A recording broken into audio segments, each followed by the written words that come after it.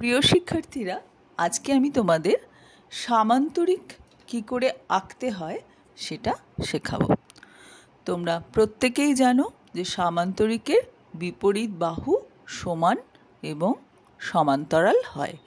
কাজে আঁকার সময় আমাদের খেয়াল রাখতে হবে যে বিপরীত বাহুগুলো আমরা সমান করে আঁকছি কিনা।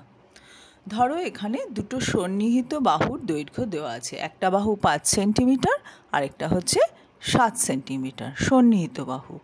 তাহলে যে বাহুটা 5 সেন্টিমিটার আঁকবো তার বিপরীত বাহুটাও যেন 5 সেন্টিমিটারই হয়, আবার একইভাবে 7 সেন্টিমিটার আঁকলে তার বিপরীত বাহুটাও যেন 7 সেন্টিমিটার হয়। এটা শুধু আমাদের খেয়াল রাখতে হবে। আর যদি কোনো কোণ বলে দেওয়া থাকে সেই কোণ অনুযায়ী আমরা প্রথমে এখানে সি বিন্দুতে একটা কোণ এঁকে নেব। দেখো, প্রথমে আমরা সিএক্স বলে একটা সরলরেখাংশ এঁকে নিয়েছি, একটু বড় করে এঁকেছি। এবারে আমরা এখান থেকে 7 সেন্টিমিটার দৈর্ঘ্যের একটা রেখাংশ কেটে নেব, কেননা সামান্তরিকের বাহুর দৈর্ঘ্য বলে দিয়েছে আমাদের হচ্ছে একটা বাহুর দৈর্ঘ্য হচ্ছে 7 সেন্টিমিটার। তো আমি এখানে কম্পাস দিয়ে কাটলাম। এবার সি বিন্দুতে কম্পাসটা বসিয়ে ওই একই দৈর্ঘ্যের আমরা একটা বৃত্তচাপ এঁকে নিলাম। তাহলে আমরা যেটা পাচ্ছি, যে বিন্দুটা পেলাম, ধরো এই বিন্দুটার নাম আমরা দিচ্ছি হচ্ছে ডি, কেমন? তাহলে এই সিডি হলো 7 সেন্টিমিটার। ঠিক আছে, আমরা 7 সেন্টিমিটার দৈর্ঘ্যের রেখাংশটা কেটে নিয়েছি, আমাদের মাপ দেওয়া ছিল। এবারে আমাকে কি করতে হবে, সি বিন্দুতে একটা কোণ আঁকতে হবে। ধরো যদি তোমাকে বলে যে 60 ডিগ্রি কোণ আঁকো, তা তুমি 60 ডিগ্রি কোণ আঁকতে তোমরা জানো আমরা কি করি 60 ডিগ্রি কোণ আঁকার জন্য। ধরো আমি এখানে একটা প্রথমে যে কোনো মাপ নিয়ে একটা বৃত্তচাপ এঁকেছি। এবারে সেই বৃত্তচাপটার মাপ নিয়েই আমি কিন্তু এবারে এইখানটায় কম্পাসটা বসিয়ে আরেকটা চাপ এঁকে নেব, আগের চাপটার উপরে আরেকটা চাপ আঁকছি। তাহলে যেটা পেলাম, এবার যে বৃত্তচাপ দুটো যে বিন্দুতে ছেদ করলো তার সঙ্গে যদি আমরা সি বিন্দু যুক্ত করে দিই, তাহলে কিন্তু আমরা এই সি বিন্দুতে একটা 60 ডিগ্রি কোণ পেয়ে যাব। আমরা এখানে কিন্তু পেন্সিলটা এরকম করে বসিয়ে দেখে নেব যে লাইনটা একটু সরে যাচ্ছে কি না, তাহলে কিন্তু আঁকতে সুবিধা হবে। তো দেখো আমি এবারে একটা বাড়িয়ে দিলাম, তাহলে এই যে কোণটা তৈরি হলো এটা কিন্তু 60 ডিগ্রি কোণ তৈরি হলো। তোমাকে যদি 60 ডিগ্রি বলে 60 ডিগ্রি, এবারে যদি বলে 75 ডিগ্রি, আর যদি কিছু না বলে তাহলে তুমি তোমার সুবিধা মতো আঁকতে পারো। আমরা স্কেল আর কম্পাসের সাহায্যে এঁকে ফেললাম। এবার এই বাহুটা যখন সিডি বাহু যখন 7 সেন্টিমিটার হয়েছে, তখন সন্নিহিত বাহু মানে এই বাহুটা হবে, তাহলে এখান থেকে আমাদের 5 সেন্টিমিটার কেটে নিতে হবে। তো আমরা এখানে 5 সেন্টিমিটার মাপটা আমাদের দেওয়া ছিল, আমরা আগেই স্কেলের সাহায্যে এঁকে রেখেছিলাম 5 সেন্টিমিটার, যেহেতু বলা ছিল। আমি এখান থেকে মাপটা এমনি করে নিয়ে নিলাম, ঠিক আছে, কম্পাসের সাহায্যে। এবার সেই মাপটা, কম্পাসটা একদম ঠিক রাখবো, নড়াবো না, নিয়ে আমরা কি করলাম, এই 5 সেন্টিমিটার কেটে নিলাম।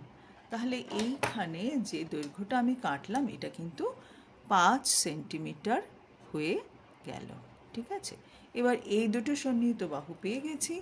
এবারে আমাদের 7-এর বিপরীতের বাহুটা 7 আঁকতে হবে 7 সেন্টিমিটার, আর 5 সেন্টিমিটারের বিপরীত বাহুটাও 5 সেন্টিমিটার আঁকতে হবে। তো আমাদের 5 সেন্টিমিটারের মাপটা নেওয়া আছে, এইমাত্রই নিয়েছি। তাহলে কি করব, আমরা ডি বিন্দুতে বসিয়ে একটা বৃত্তচাপ এঁকে নেব এই 5 সেন্টিমিটার ব্যাসার্ধ নিয়ে, কেমন? এবারে কি করব, এবারে আমাদের বিপরীত বাহুটা 7 সেন্টিমিটারের বিপরীত বাহুটা তো 7ই হতে হবে, তাহলে আমরা 7 সেন্টিমিটার মাপটা নিয়ে নিই, কেমন? 7 সেন্টিমিটার নিয়ে নিলাম। আচ্ছা, এইবার কি করব, এইখানে আমি যে 5 সেন্টিমিটার দৈর্ঘ্যের বৃত্তচাপটা এঁকেছিলাম সেখানে কম্পাসটা বসিয়ে আগের বৃত্তচাপটাকে ডি বিন্দু থেকে যে 5 সেন্টিমিটারের একটা চাপ এঁকেছিলাম সেইখানে একটা বৃত্তচাপ এঁকে দিলাম। এই দুটো বৃত্তচাপ যে বিন্দুতে ছেদ করলো তার সঙ্গে আমরা এই বিন্দুটা, ধরো আমি একটা নাম দিয়ে রাখি বলতে, তাহলে সুবিধা হয়। ধরো এই বিন্দুটার নাম দিয়েছিলাম, দুটো বৃত্তচাপ যেখানে ছেদ করেছিল বি। আর এটা মনে করো ছেদ করলো হচ্ছে এ বিন্দুতে। তাহলে আমরা কি করব, বি বিন্দু আর এ বিন্দু যুক্ত করে দেব। কার সাহায্যে? আমরা স্কেলের সাহায্যে করলাম। স্কেলের সাহায্যে একটা সরলরেখা দিয়ে আমরা যুক্ত করে দিলাম। এবার এ বিন্দুর সঙ্গে ডি বিন্দুও যুক্ত করে দেব। দেখো আমরা করছি, এইভাবে কম্পাসটা বসাবে, এইভাবে বসাবে, এই যুক্ত করে দিলাম। তাহলেই আমাদের কিন্তু এ বি সি ডি সামান্তরিক হয়ে গেল।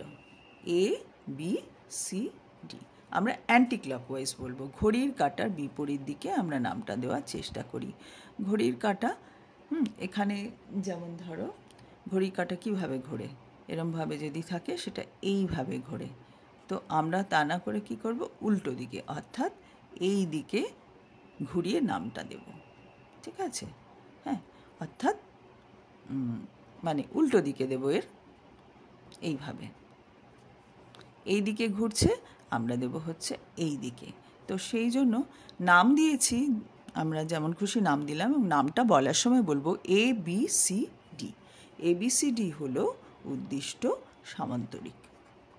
এ বি সি ডি হলো উদ্দিষ্ট সামান্তরিক।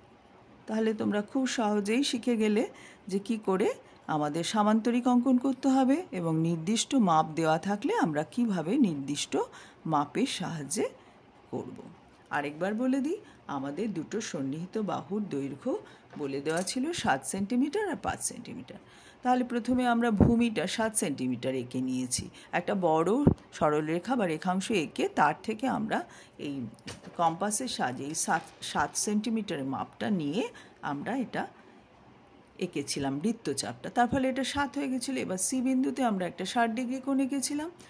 এই কোণটা আঁকার জন্যই সরলরেখাটাকে এত দূর বাড়িয়েছিলাম। এবারে কি করেছি, আমরা এখানে 5 সেন্টিমিটার মাপ নিয়ে এখান থেকে এটা কেটে নিয়েছিলাম।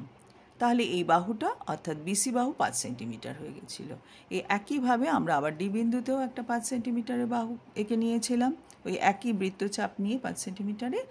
আর বি বিন্দুতে বসিয়ে 7 সেন্টিমিটার মাপ নিয়ে, যেহেতু এর উল্টো দিকে আমাদের 7 সেন্টিমিটার করতে হবে, তাই আমরা আবার 7 সেন্টিমিটার মাপ নিয়ে আমরা কি করলাম, বি বিন্দুতে বসিয়ে আগের বৃত্তচাপটাকে আমরা কেটেছিলাম, এবং এই বৃত্তচাপ দুটি যে বিন্দুতে ছেদ করেছিল তার সঙ্গে বি বিন্দু যুক্ত করে দিয়েছিলাম। এইভাবে আমরা এবিসিডি সামান্তরিকটি আঁকলাম। তোমাদের নিশ্চয়ই বুঝতে কোনো অসুবিধা হয়নি। অসুবিধা হলে তোমরা কমেন্ট বক্সে জানাবে, আর যদি ভালো লাগে লাইক এবং শেয়ার করবে। Thank you.